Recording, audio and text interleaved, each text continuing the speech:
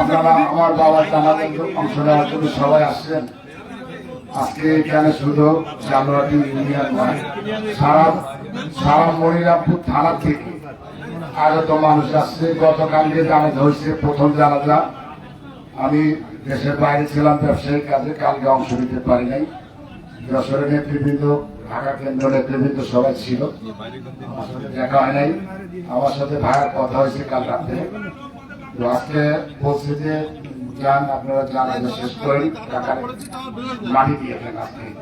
তো আমরা 11টার সময় আজকে জানাজার নির্ধারণ টাইম ছিল, হয়তোবা কথার চলে আমাদের নেতৃবৃন্দ কথার জন্য হয়তো 2-5 মিনিট এদিক হচ্ছে। তো আমরা আমার বাবার পক্ষে থেকে আমরা আপনাদের কাছে হাত জোর করে বিরতি করছি, যদি কোনো কষ্ট হয় একটু সময় দেন আমাদের, আর 2-3 মিনিট 2-5 মিনিট একটু কথা বলি। পাশাপাশি আমার কিছু কথা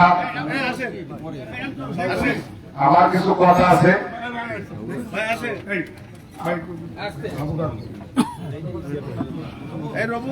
তুমি কথা বলো,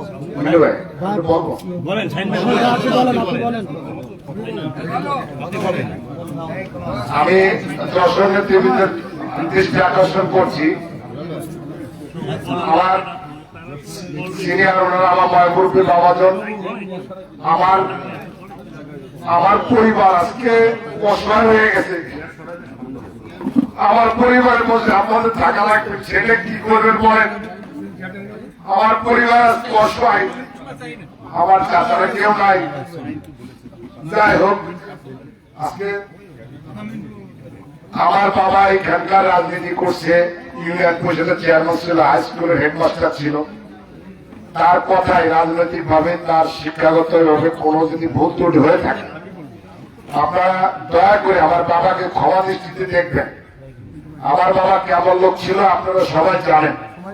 পাশাপাশি আমার বাবার কাছে কেউ যদি অর্থনৈতিক ভাবে কোন লেনদেন থাকে, আমার বলছি, যদি আমার বাবার সাথে কারো অর্থনৈতিক ভাবে লেনদেন থাকে, আমার সাথে একটু কথা বলবেন। আমার ছোট ভাই আছে, আপনারা বললে আমরা সেটা অতি সত্তর আপনাদেরকে দিয়ে দেওয়া হবে ইনশাআল্লাহ।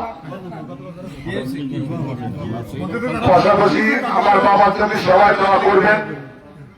আর কি আর আমার বলার আছে, আপনারা আমার কিছু বলার নাই। যাই হোক, আপনারা আমাদের পরিবারের জন্য দোয়া করবেন। আমার মা অসুস্থ, আমার মার জন্য দোয়া করবেন, আমাদের জন্য দোয়া করবেন।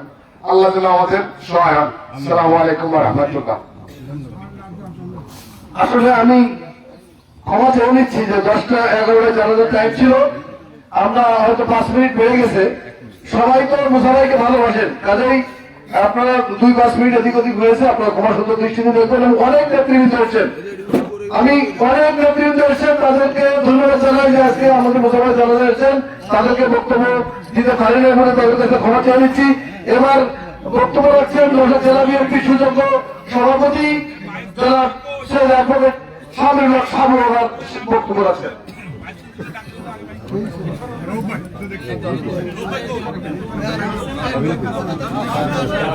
বিসমিল্লাহির রহমানির রহিম।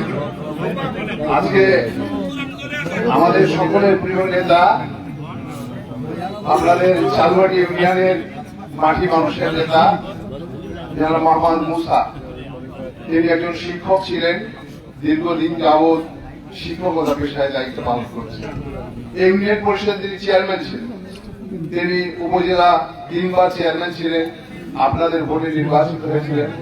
উনি উপজেলা চেয়ারম্যান ছিলেন, একজন জনপ্রতিনিধি ছিলেন, একজন সমাজকর্মী ছিলেন। সেই কারণে আমি মনে করি একটা মানুষ দীর্ঘ পথ পরিক্রমার মধ্যে দিয়ে চলার পথে ভুল ত্রুটি হওয়াটাই স্বাভাবিক। সেই কারণে আমি আজকে, আপনারা জানা যায় দীর্ঘ সময় অপেক্ষা করছেন, কালকেও আমি বক্তব্য রেখেছি। আজকে চালুয়াটি ইউনিয়নের মানুষের নেতা, আমি জানতাম তিনি এই চালুয়াটি ইউনিয়নের জন্য কি আবেগ তার কাজ করতো। বিভিন্ন সময় তার কর্মী, তার নেতা, তার মানুষের জন্য এবং চালুয়াটি মানুষের মুক্তির জন্য যা যা করা দরকার তিনি করতেন। আমি কালকে বলেছি যে এখানে জলাবদ্ধতা মানুষের জন্য তিনি জনাব ইকবাল সাহেব সহ তারা বিভিন্ন ভাবে লড়াই করেছেন। আজকে আমি আমাদের নেতা জনাব অনিন্দ্র স্বামী একটু বিশেষ মিটিং এর কারণে চলে যেতে বাধ্য হয়েছে, সেই কারণে আমি এখানে এসেছি। আমার সঙ্গে বাংলাদেশ জাতীয়তাবাদী দল যশোর জেলা কমিটির সাংগঠনিক সম্পাদক মনির আহমেদ সিদ্দিকী বাচ্চু, আমাদের শহীদুল বাড়ি রঘু, আমার হাজী আনিস আমার মুকুল সহ আমাদের নেতৃবৃন্দ এখানে এসেছেন।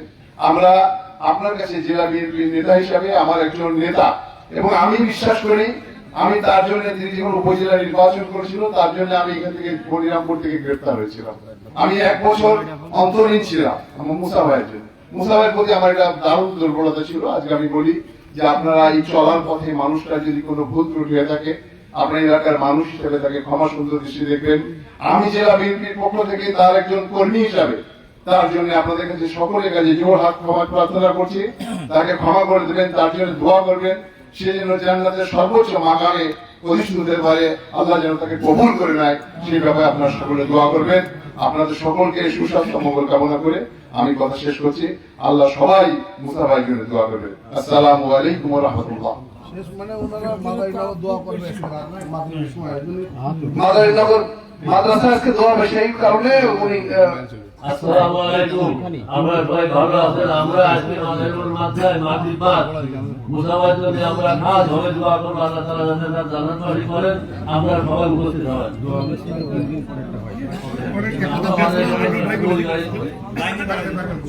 এবার আমাদের সামনে আর লাইন কাটা ঠিক করার জন্য অনুরোধ জানাচ্ছে, এবং শেষ কথা বলছেন আমাদের জনাব অ্যাডভোকেট শেখ মোহাম্মদ ইকবাল হোসেন, উপজেলা সভাপতি মনিরামপুর উপজেলা বিএনপি।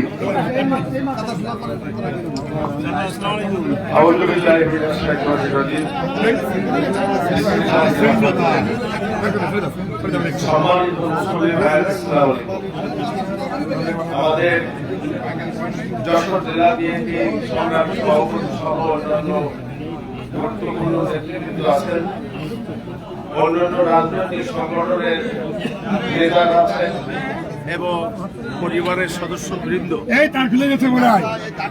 ও গড,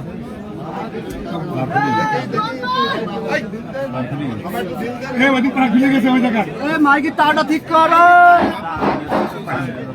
পরিবারের সদস্যরা আছে। আমি যে কথাটি বলতে চাই, মুসা সাহেব আমার বড় ভাই এবং সারা জীবন মুসা সাহেবকে বড় ভাই হিসেবে শ্রদ্ধা করতাম, এবং তিনিও ছোট ভাই হিসেবে আমাকে স্নেহ। রাজনৈতিক কারণে যদি কোনো সময় কোনো মত পার্থক্য হয়েও থাকে, দুইজনের সঙ্গে সম্পর্কের কিন্তু কোনো ঘাটতি কখনো নেই। বড় ভাই ছোট ভাই হিসেবে যতটুকু তার সম্মান শ্রদ্ধা দরকার সেটা আমরা কিন্তু সবসময় করতাম। মুসা সাহেব আমাদের রাজনৈতিক জীবনের একটা শিক্ষা, অনেক গুণাগুণের অধিকারী। আমরা যদি এখন বলতে যাই অনেক সময় মুসা সাহেবের তুলনা শুধু মুসা সাহেব, অন্য কারোর সঙ্গে তুলনা করা যাবে না। আমি এই রাজনৈতিক একটি গুণধর এই ব্যক্তি, এবং উনি যে একটা বর্ষিয়ান রাজনীতিবিদ, ওনার কাছ থেকে আমরা যে শিক্ষা গ্রহণ করেছি সেটা হচ্ছে একটি রাজনৈতিক শিষ্টাচারের শিক্ষা গ্রহণ করেছি। আল্লাহ পাক রব্বুল আলামিন তার ব্যস্ত নসিব করুন, তার জন্য আপনারা সকলেই দোয়া করবেন। এই কথা বলে শেষ করছি। আল্লাহ হাফেজ। বাংলাদেশ যেহেতু যারা সময় পার হয়ে গেছে, আমি আর বাড়াবো না, আপনারা সকলেই দোয়া করবেন। আসসালামু আলাইকুম। আমাদের বক্তব্যের পর্ব শেষ। আপনারা যারা ধরে অপেক্ষা করছেন, আমরা আপনাদের আর ধৈর্য ঘটা করা, আপনারা অনেক সময় দিচ্ছেন, সেজন্য আমাদের আয়োজকদের পক্ষ থেকে আপনাদেরকে কোটি কোটি ধন্যবাদ জানাই। এখনই যারা হবে আপনারা সবাই কাটাচ্ছা করেন, আমাদের সম্মানিত অতিথিবৃন্দকে সামনে যাওয়ার সুযোগ করে দেন। আপনারা কাটাচ্ছা করেন। মরহুমের জামাতা আব্দুল ওয়াদুদ সাহেব, আপনি সামনে আসেন। মরহুমের জামাতা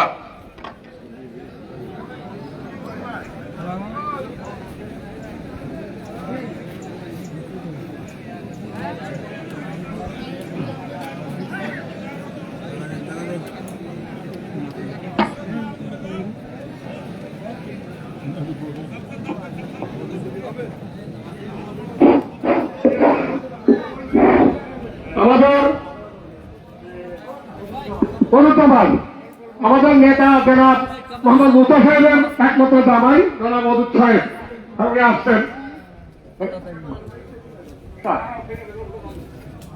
আজকের এই জানাজায় ইমামতি করবেন অত্র মাদ্রাসার ভাইস প্রিন্সিপাল মাওলানা আব্দুর রব সাহেব।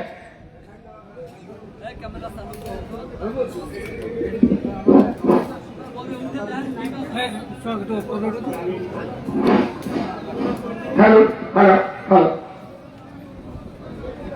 السلام عليكم ورحمة الله وبركاته.